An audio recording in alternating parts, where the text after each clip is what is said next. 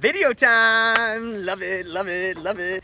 I've been dancing a lot recently. I think it's because I watched Dirty Dancing twice last night. Love that movie. Had the time of my life, and I owe it all to you.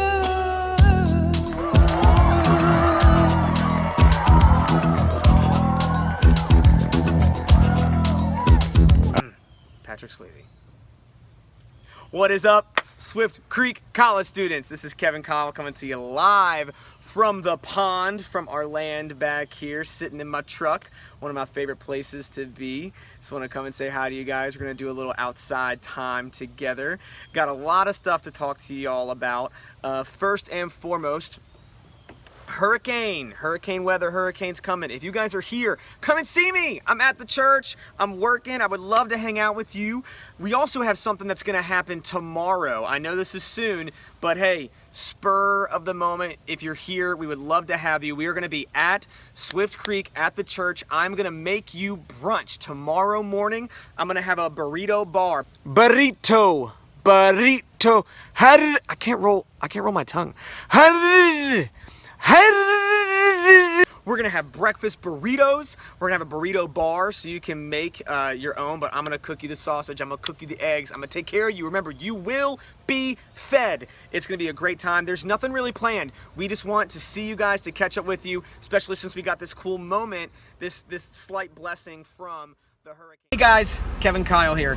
So after making the video, it came to my attention that we actually have some more students that just got into the emails and the chats that we are in. So we're going to take one more week and we are going to vote some more for which book we're going to have. So remember, it's Crazy Love by Francis Chan or Love Does by Bob Goff. I just wanted to take a second while I'm at a stoplight because I don't text and drive. Don't do it. It's not worth it.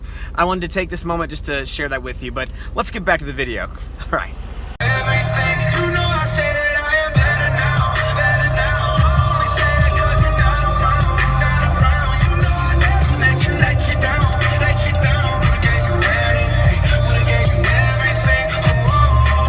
Promise, I swear to you. Hello from the other side.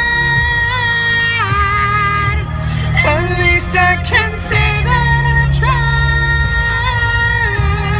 Okay, so for the devotion, we're going to talk about something that's really important to me. I call this devotion homesick. And I put that little hyphen in there specifically because homesickness happens to most of us. Basically like getting the flu, like allergies, like just when sicknesses are going around, there's nothing you can do. Eventually, it's going to happen to you. Now, homesickness can happen in many different ways, right? It doesn't look the same for everybody, but eventually you can find yourself getting homesick and thinking the same thing that we thought, right? This isn't how I expected it. This is unlike anything I've imagined before, and I'm overwhelmed. Now, unfortunately, a lot of us might have heard, oh, well, maybe you just need to pray more, or maybe it's about your faith, maybe it's a personal issue that you just got to deal with. What if I told you that was actually false? What if I told you that God has something to say about your homesickness, about sicknesses that maybe aren't physical? So we're going to look at 1 Kings chapter 19. 1 Kings chapter 19 is about the prophet Elijah. So a couple things about the prophet Elijah. Right before this chapter, Elijah is having this competition, this standoff with the priests of Baal. And he is basically setting up these two sacrifices and saying, you call upon your God, I'm going to call upon mine, and we'll see which one shows up. And of course, God shows up in a massive way. Right after that, he's chased out of a city because people are trying to kill them. And they said, I will not let the sun go down until Elijah is dead. So we find him in chapter 19. In a place that he didn't expect, suffering from being overwhelmed, from even just wanting to end it all. A lot of scholars will even say Elijah is one of the people that we can look at and diagnose with depression, right?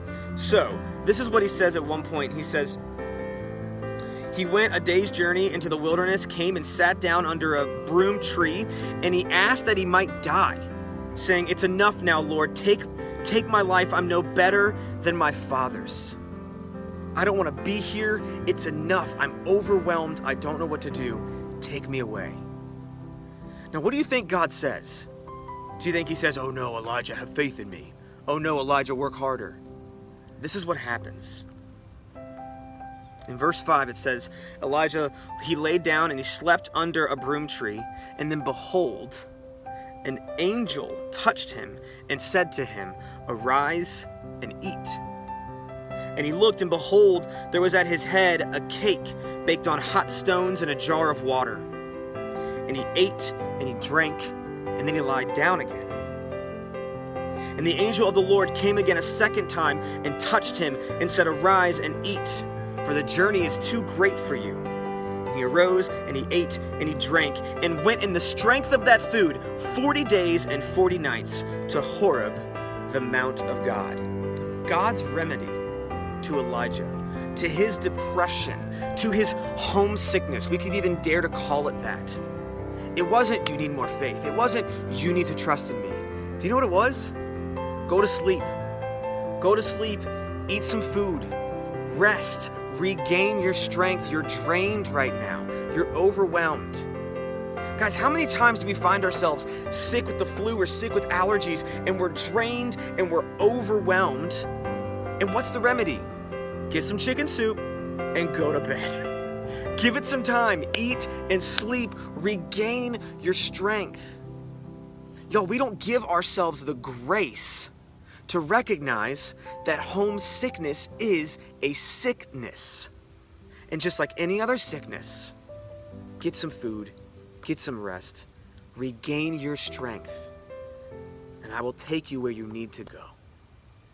So to finish up the story, God takes Elijah to this mountain and he speaks to him, but he tells him to wait until he passes by to talk to him. And first there's this strong wind that tears the mountains apart, but God's not in the wind. And then there's this immense earthquake, but God's not in the earthquake. Then there's this still whisper, and God is in there. And so Elijah comes out and speaks to God, and God says, "What are you doing here? What are you doing here, Elijah?" Guys, you know yourself. You might not know what you're going through, but you know yourself. One of the reasons why I came outside today is because when I find myself overwhelmed, when I find myself homesick, when I find myself depressed, if I can be so bold to say, one of the remedies for me is time outside.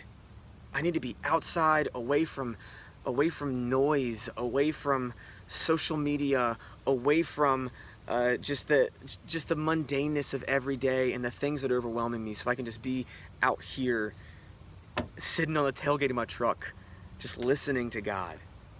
So what are your remedies when you're sick? What are your remedies when you just need to hear? And above all, listen, y'all. God is feeding you. It just might not look like what you think.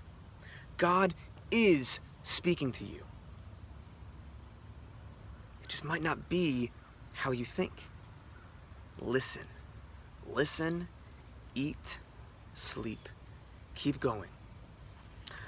So typically we give you guys a song, something to look at this week. The song that has been on my mind is Seasons by Hillsong. It is a wonderful song. It's actually on their Christmas record. But it is a wonderful song that talks about seasons that we go through in life and how our season will come. No matter what season we may find ourselves in, it will end. Guys, thank you so much for spending time with me again. I love you so much. You are prayed for. You are loved by God. You are loved by your church. We're your fam. Have a great day. If you are here, come get a burrito. I want to feed you. Let's hang out. Love you guys. Take care. Bye. From sea to circle.